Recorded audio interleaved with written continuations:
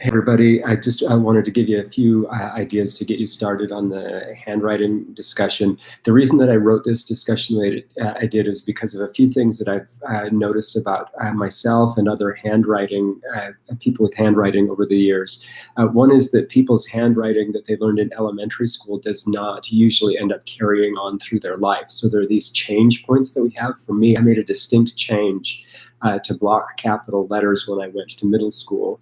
I made a couple of big changes around the time I was 18, 19, and each of those times I noticed that I had the influence of somebody who I perceived as having really good handwriting. So as a middle schooler, my uncle was an architect, and my brother was in drafting classes, and I loved those block capital letters and the way they looked. And in my early college years, I had a friend who had a form of print writing that was really meticulous, where he actually wrote the A's and the G's like they were in a typewriter. And I thought that was really cool. So I just watched him write sometimes, and I started to copy the way he was doing it.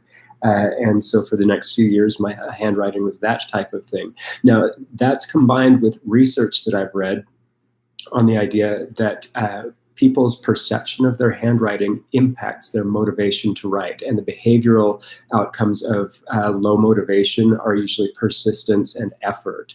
So people who perceive their handwriting as being very poor tend to put in less effort and persistence. They don't want to write for very long, so they're not going to develop a different hand, and they just don't like the way it looks. So why would they do more and more of it? So all the questions about keyboarding and computer writing do enter into this, because I think some people, if they figure out, oh, I can type way better than I can handwrite, then they may regrow that motivation to write and so on. So there are lots of things impacting our future as writers that have to do with handwriting. There's also research that shows that your fluency with handwriting impacts your motivation to write. So if you feel like you're too slow or it's too much effort and work to do it, that impacts your motivation. That has a really clear corollary in reading. If you feel like word recognition is taking too much cognitive effort while you're reading, you don't do it as frequently because it's a lot of hard work to just sit there and decode the words that way. So motivation is kind of impacted by all of these things. And let's see, what else are the other things that I've noticed over the years? Oh, yeah. So those models of handwriting, the people that we see, do we get points in time where we know kids are likely to be thinking about their handwriting and a transition, something like that? Do we have multiple copies of different types of good handwriting to show them and say, what do you think of this one? What do you think of this one? And look how people do that. And you might be able to watch it on a video and see how people actually make that kind of writing.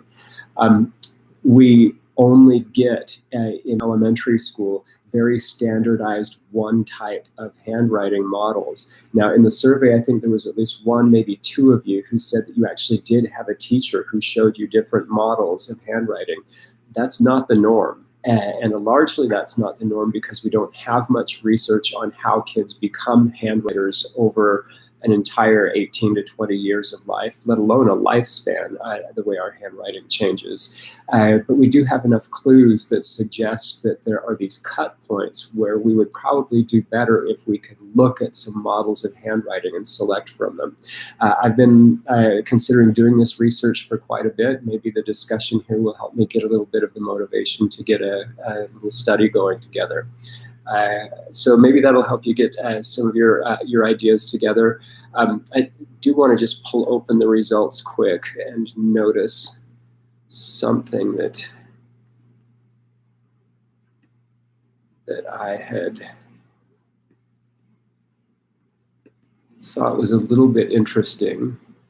Oh, yeah, just between questions 1 and 2, you all said that you like how your handwriting looks on the whole. So 70% of you said you like how your handwriting looks, and then only 25% of you said the way it looks has an impact on your desire to write.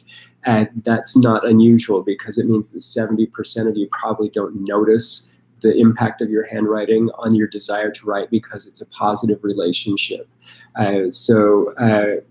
Confident and comfortable with spelling, impact on desire to write, those were different results. Look at that closely.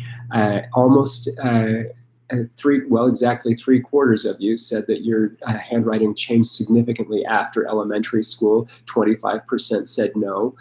Those 25% who said no, are those 25% who don't see their handwriting as being good or not? Those are questions I didn't ferret out. So let's see.